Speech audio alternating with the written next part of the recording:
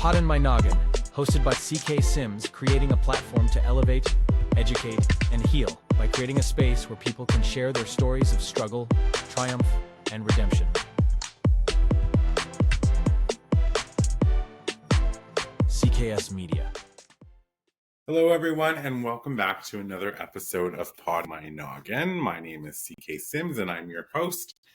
Today, this week, we are joined by another person with a very bold claim that they have come up with the cure for obesity. Mr. Jason Stanley, welcome to the show.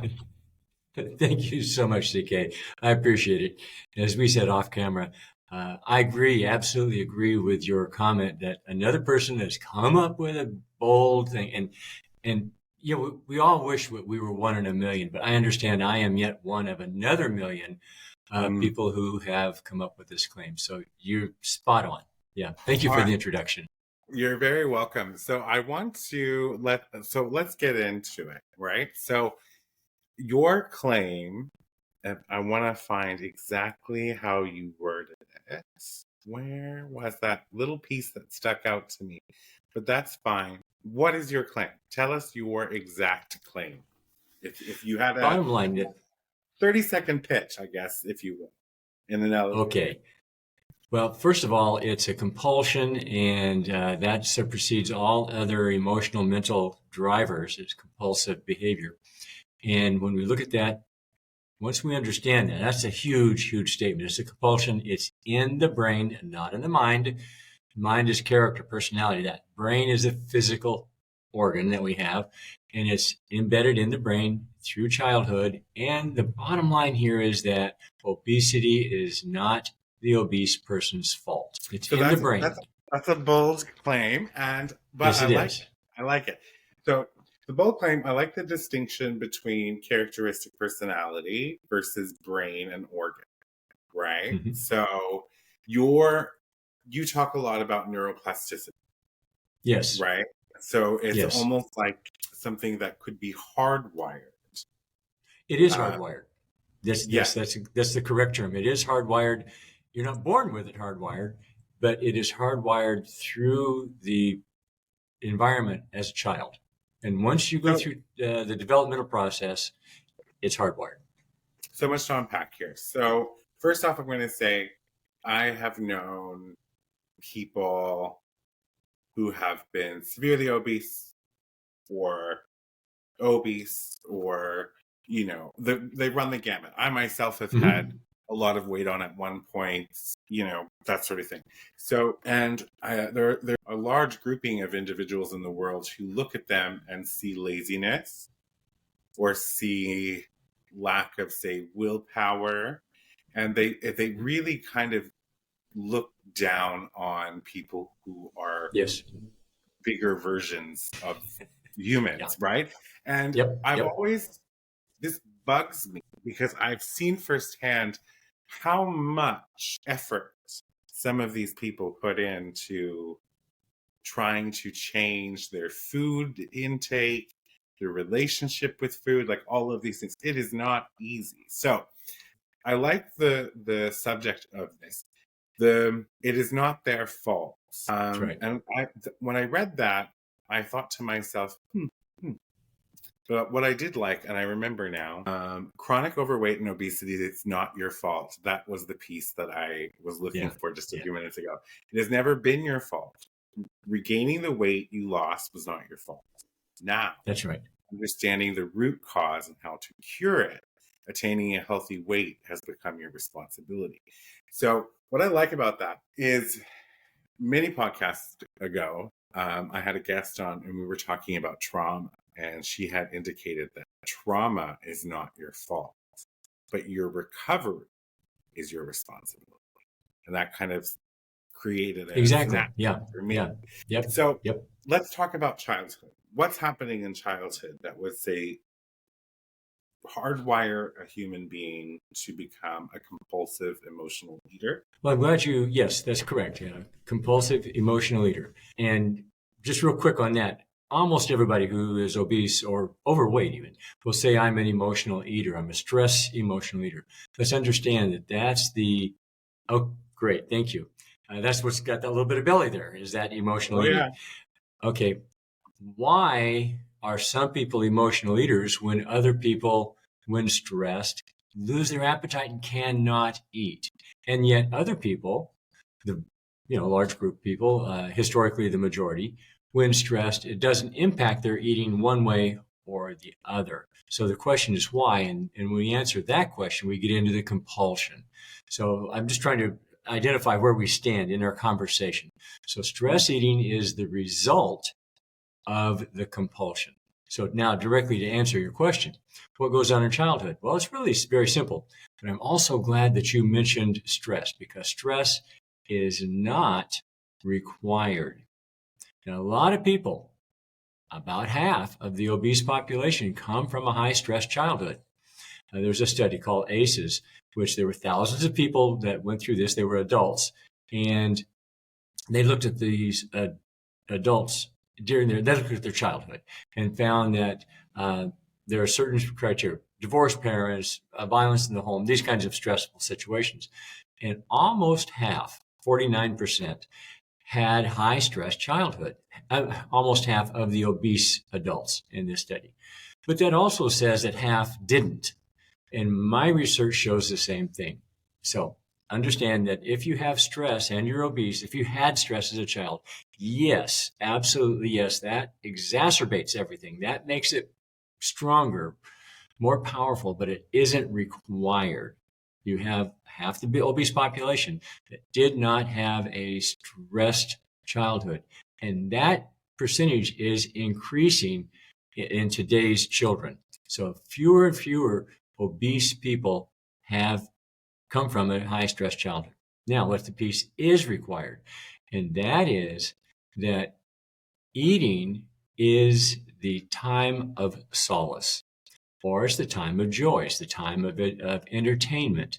In other words, now, see, as we grow up, especially when we're in our earlier childhood, say age 3, 4, 5, we need, and it's not like we want, we need to be accepted. We need our parents to take care of us. We're 3 years old. You drop a 3-year-old child anywhere except the produce section, anywhere in the world, they're going to die if somebody doesn't take care of them. They don't know how to fend for themselves. And we need that. And we are emotionally hardwired from birth to please our parents, to get their acceptance. So when we're eating, we know we're safe. We know we're loved. We know we're cared for. And it doesn't have to go all the way to love. It just knows that we know that we are a good person. An easy example of that, that's not so much love, is the clean your plate. Now, by the way, I've been obese, and but this is not my motivator, but I have been. And my family was clean your plate. When I was a baby or a young child, there are starving children in China, and if you don't eat, they're going to die. So I was told I was a good person if I ate. And that gets embedded in a very specific part of the brain.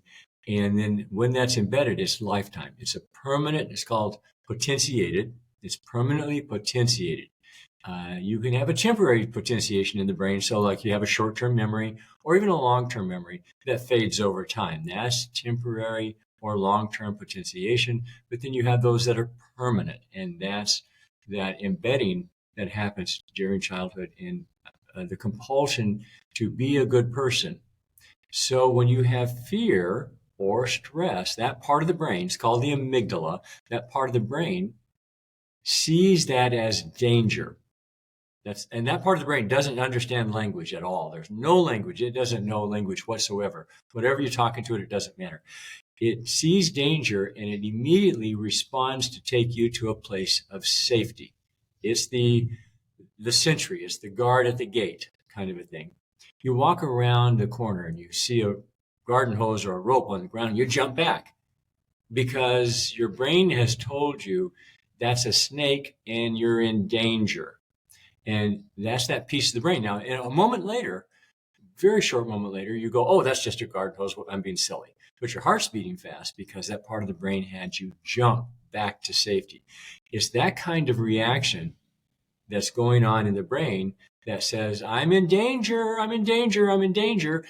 Whatever the stress is, it doesn't matter what the stress is. It's just that the brain is receiving the message of stress, and it takes you to a safety. And the safety is eating. Now, all of this is not conscious. All of this is at that emotional, functional level that precedes thought. So I know that's a whole bunch there. Bottom line is the chip. Yeah. Yeah, it's a whole bunch, but it's interesting because like my parents said the same thing to me, by the way. Okay. Yeah. Except for me, it was Africa. Children are That's starting. a common one. Yeah. I'm a little older than you. So this is really interesting. So I like the part that you said about, we're born to please our parents. Mm-hmm. Right?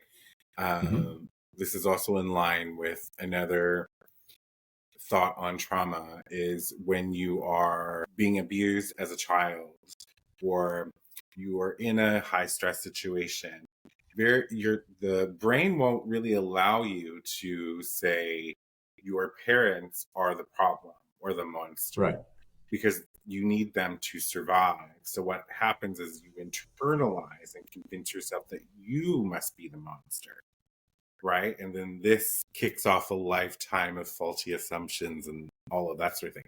So there's a correlation there. And what I liked what you said is about, and I hadn't really thought about it before, but when we, dinner time, I'll just use my situation. Like dinner time was a time of sort of peace, togetherness, conversation, so food was definitely associated with happiness and joy in the family.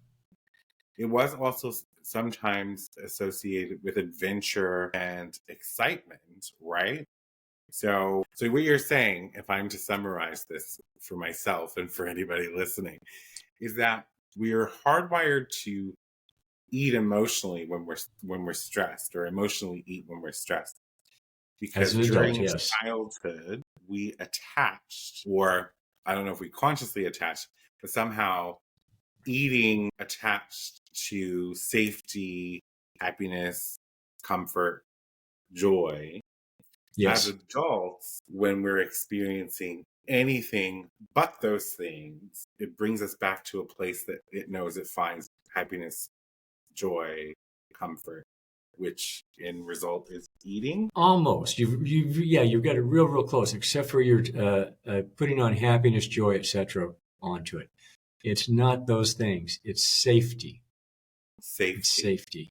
Yeah, safety. I am a good person. Just translate it to I'm okay. I'm good when I do this thing. I'm safe.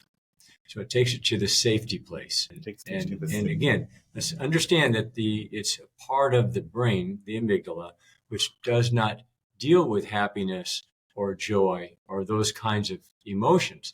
Now, we will say I'm comfort eating and, I feel so good and relaxed and joyful because we bring in the absence of stress in our adult thinking, in our adult emotions. So that comes hand in glove with it, but it isn't necessarily required.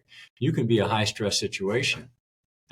Let's take somebody who's got either a family member who is terminal, it's a long-term stress, and they'll sit there at the bedside and munch all day long. So it's not a place of joy, it's just a place of relief of the stress. Go through a divorce, and that's where these long-term grinding kinds of stresses are where people really put on the weight, just historically speaking. Or the person who has the aversion to eating, let's reverse this thing, this table that you dining experience that you talked about there with your family. And if it was dinner was a time of stress, one man in one of my studies did that.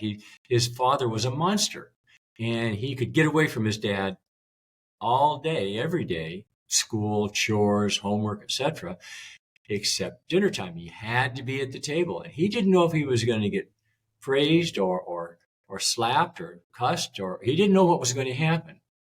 And it was always, always, always an absolute point of fear going to dinner as a little kid. So as an adult, he could not relax and eat. And under any stress, and I knew him as an older graduate student, he was rail thin, wiry, strong, healthy, but very thin. Under any stress, he just simply could not eat. So it's not the joy, it's the safety. Hardwired pattern set of safety. Yes, yes. Now we add to it joy. But I just want to point that out because you're going to find people in your audience who will say, but I'm not happy when I'm eating. I feel bad about myself. I feel like I'm failing. And what is that but more stress? Okay. So that stress begets more. Okay. That's really, yeah. So that's interesting. So it's not about happiness or joy. It's what we've done as a child and sometimes what we label things as adults. Because we just, we love to label things. So, okay. So something happens in childhood. We find the amygdala. Amygdala, yeah. Eating with safety. Yes. Hardwires. As we grow older, when we get stressed, our brain tries to bring us to safety. Yes. And that typically results in eating, which leads to weight gain. Okay. I think I've got it now.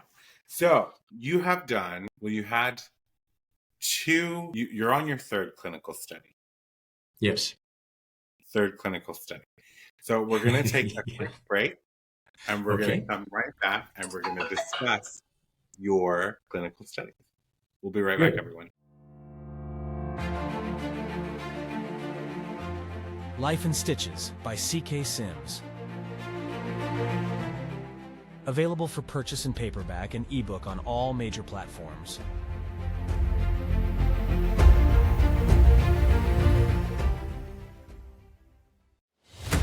Partner today with CK Sims and Pod in My Noggin to get in front of an audience that cares. You will be supporting mental health stories, tales of resilience, and uplifting content, aligning your brand with bringing goodness, authenticity, and kindness front and center.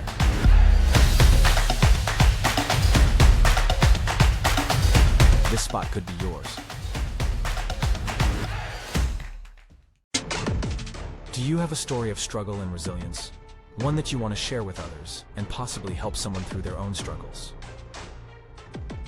Find the link in the show description and fill out the guest form today.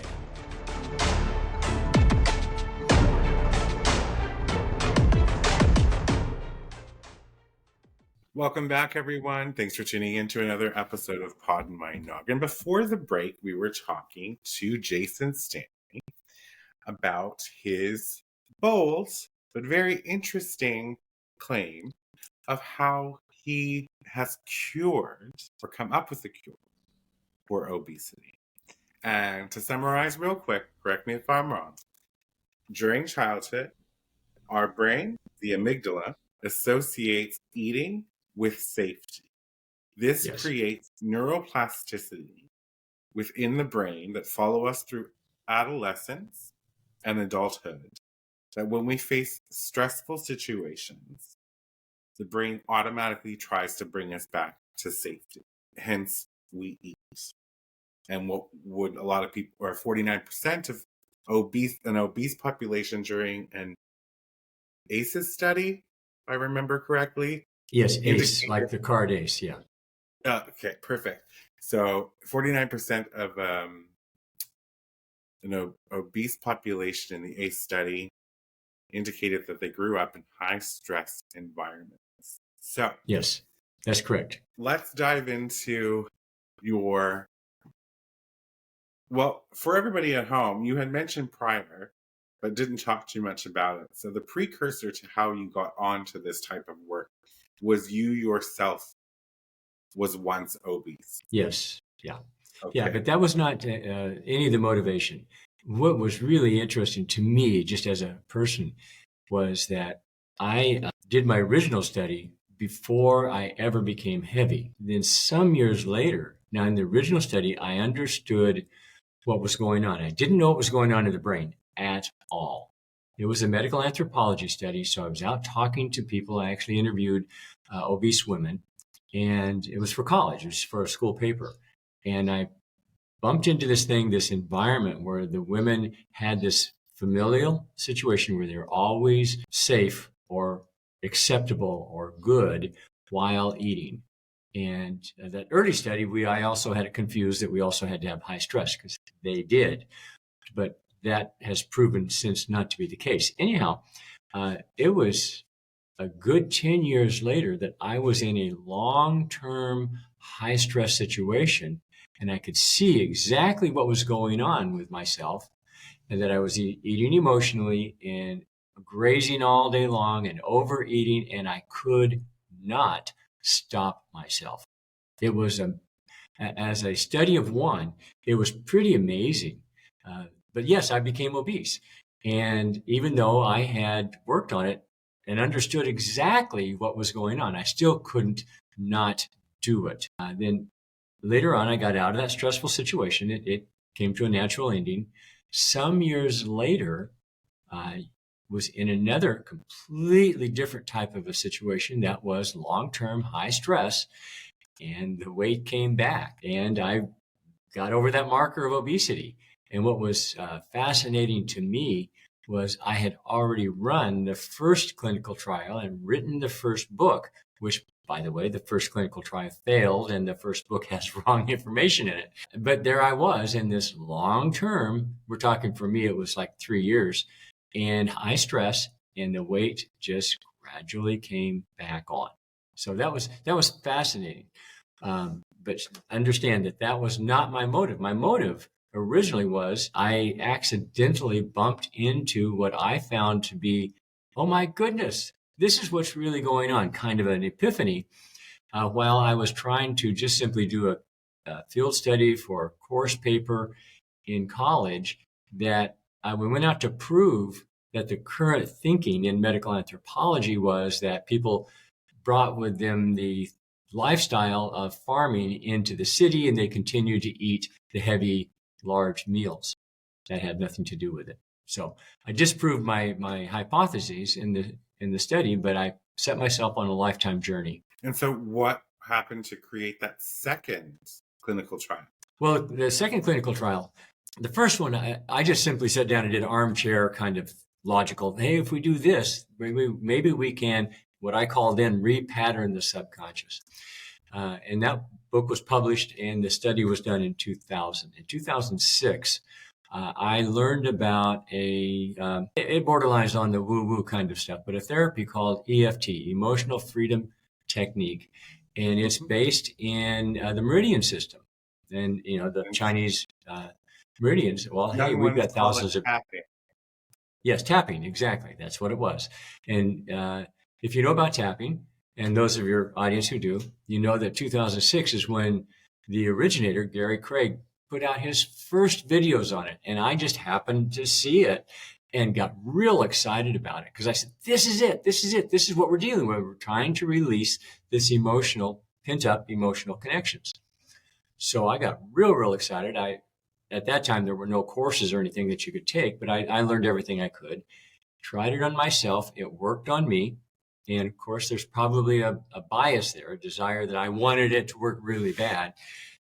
So I rewrote the book and included tapping in it with the diagrams and all that stuff, and set up the second clinical trial, and tapping doesn't work. If it did, since it's been out for 20 years, golly, people would be tapping for obesity, but they're not, because it doesn't work. I proved that. I had a 95% failure rate. Well, you're going to get a 5% success rate in, accidentally anyway. So that's, as far as I'm concerned, absolute failure. So I closed it down. So the numbers just didn't jive, right? Say that again. Here's the part that I want to ask then, because what you're talking about for your second trial and with EFT is, cognitive restructuring is how I envision what you're talking about in that process. But how do you cognitively restructure a part of your brain that doesn't speak language? You nailed it. That's why it doesn't work. Okay. Absolutely. 100%. That's why psychotherapy doesn't work. That's why CBT, cognitive behavior therapy, doesn't work. That's why social work programs like Weight Watchers, they don't work. If I can just take license a little bit, when somebody puts their money on the table and they pay for the program, whatever the program is, 95% of the people who do that lose the weight.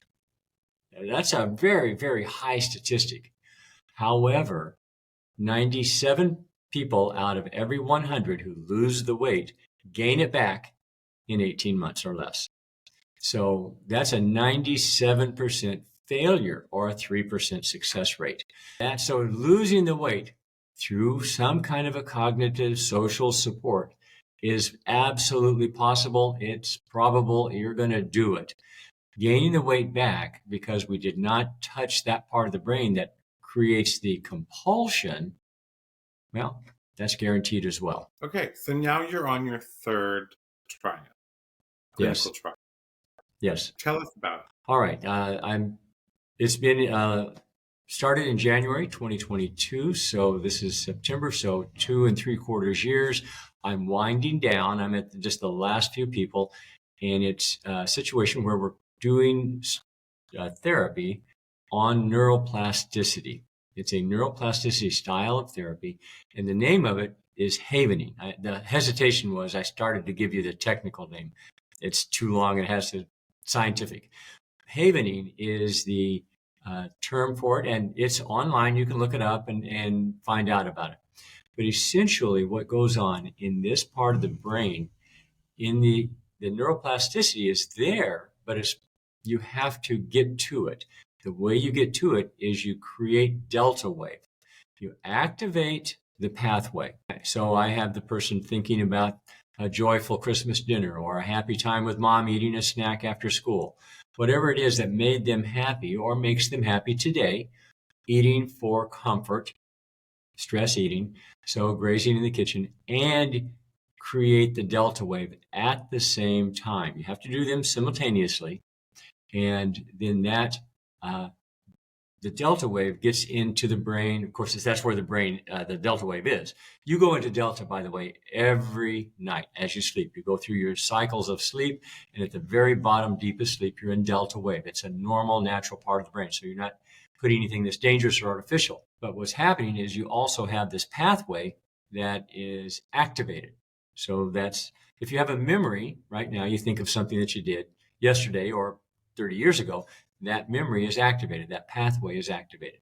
So you activate these memories or this situation and then introduce delta wave, and without getting into the chemistry of it, chemical changes occur in the brain on that pathway that dissolves the connections. It doesn't dissolve the pathway, it dissolves the connections, so it no longer becomes a highway. So the stimulus of stress no longer has a place in the brain just to run down that highway. It's no longer the freeway of connection. So you essentially break that connection. So would you consider this similar to creating new neurons while trying to quit smoking? Are they in the same sort of realm of? Yeah, they're in the same realm, yeah. When you're trying to quit smoking and creating new neurons, I'm going to say I'm out of my depth on that, but everything that I've read and everything that I've seen is you're not actually creating new neurons. What you're doing is because smoking is an addiction, you're doing a combination of exactly what I just explained, and that is depotentiating a pathway, and you're also dealing with the addiction, which is a different part of the brain, that's the hypothalamus, and you are satisfying or repatterning the hypothalamus so that you don't have that craving, which is the dopamine craving that you get from the cigarette. Okay, so super high level for those listening at home. Give us an example, if you can, feel like, of havening in real life. Oh, okay, sure. That's very easy. By the way, my work on havening is pretty much out on a limb here, but a lot of havening deals with stress. That's really what it was developed for, and that's what most people use it for. So let's use it as a stress situation rather than at the eating, just to make it more common so people can look it up and go, oh, okay, that's what they're doing here. So when you rub certain parts of the skin of the body. And this, by the way, is science. This is not woo-woo. Professor put vibrating pads on different parts of the whole body and had the brain wired encephalograph. And let's say, okay, what's the brain wave when we stimulate this part of the body? Turns out that there's a special name, by the way, for this kind of skin. On the forehead, on the cheeks above the cheekbones, on the outside of the arm, and on the palm of the hand. When you stimulate that skin, and just real quick, take a look at the skin on your own hand, the palm and the back. It's very different skin. And yeah, so one looks very young and the other one looks really old. Yeah. So. Yes. Even on a baby, though, there's a difference there. But yes, I hesitate to show the back of my hand. So yeah, but there's hair, and there's no hair here. There's hair here, and even on women, they have the hair follicle and the little fuzz. So that's just part of the skin. So anyway, you stimulate this skin, right? You stimulate this as you're thinking. So let's say we had a trauma that we're dealing with.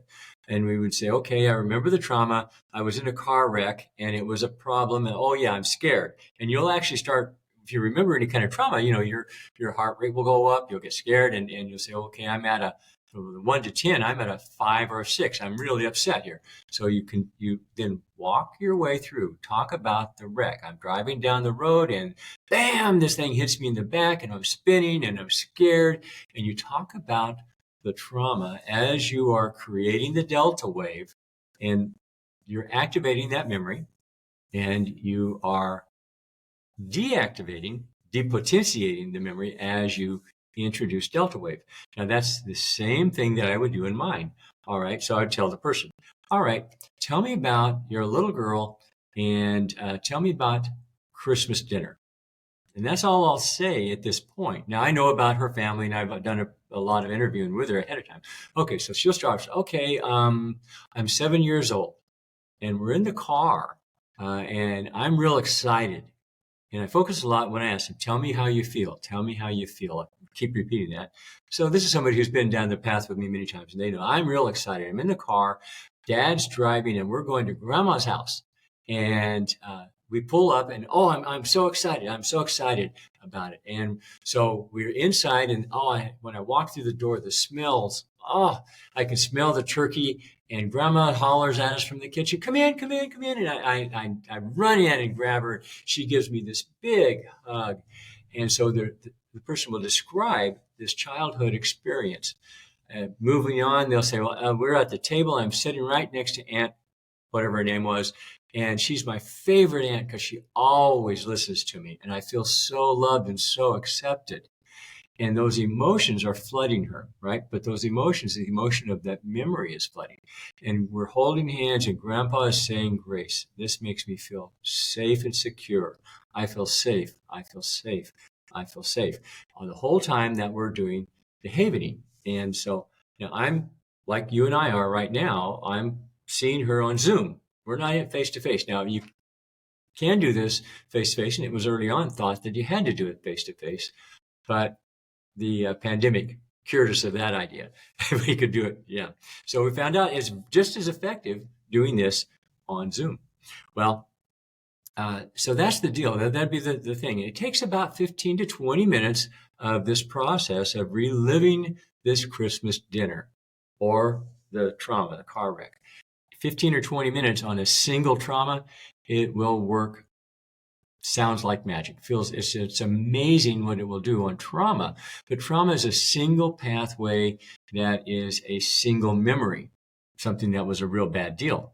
All right. But because this is patterned through the childhood, through literally years of daily repeat, it takes anywhere from 12 to 25 sessions to bring this repatterning in the brain, that neural network to be the plasticity to be repatterned, or actually it's resolved is what it is. It's very interesting. I had a bunch of memories come up while you were doing this motion about a specific time in my life that I've talked about 100 times on the show. But I'm not going to share about it now because I feel like it's beating a dead horse. Okay. My listeners have actually heard the story. But I might share once we finish. But so tell me this. I know that if people go to nevergaintheweightback.com, Yes. they can, I think, if I'm not wrong, access a free ebook. Yes. Yes. Yeah. Okay. So for anybody at home that wants to learn more about this, go check that out. I will link it in the description. Now, how does somebody get involved with you? Say there's somebody who's tried everything. They've done CBT, they've done all of the therapies, all of that sort of thing. And they have practically given up because they don't think there's anything that can fix them. How could they get involved in you? Through the website? Through the website, or they can, just through the website. That's the easiest way. Just send me an email and get in touch with me. And I'm glad you mentioned this, because I am just now, in the last few weeks, actually taking on clients, because the program is winding down, the research. And what we didn't say earlier is that I released the first 2 books before I did the clinical trials. And whoops, I really embarrassed myself. This time I've completed the clinical trial before I'm releasing the book. But yeah, the first part 1 of the book is available. It's a free ebook. Yeah. But I think what's interesting is that there's a level of accountability, right, with you that I appreciate, because you went out, you experienced some things in your field, you formed sort of a thesis based on that experience, you wrote a book, you did a study, and you own that that study failed and that book had wrong information in it based on not fully substantiated facts, if you will. But isn't that science? Isn't that Yes, the very exactly. Yeah. premise of research, to try and maybe you think you found it, but then, oh wait, no, I don't think I did find it, and now I'm going to go back and continue to pursue. So here we are now at the end of the third clinical trial, and we actually have an 80% success rate. Yes. Permanently eliminating chronic overeating. Yes. Yeah. And now let me go ahead. No, well, I was curious, you're going to publish the results, I'm assuming, in the book. Maybe there's obviously a sample size, how we're close on time, so I'm interested in reading the book to understand sample size, how the individuals were particularly chosen, and will the book have all of that juicy stuff in it? It will be abbreviated in there, yes, because I'm doing 2 things. And one, I'm doing 3 things. One is I'm putting up a podcast, so where I will explain all of this, because people watch instead of read these days. The book will follow, and somewhere in the process will be the scientific paper, the paper that's put out in the Science Journal. So okay, that's the one I really want to see.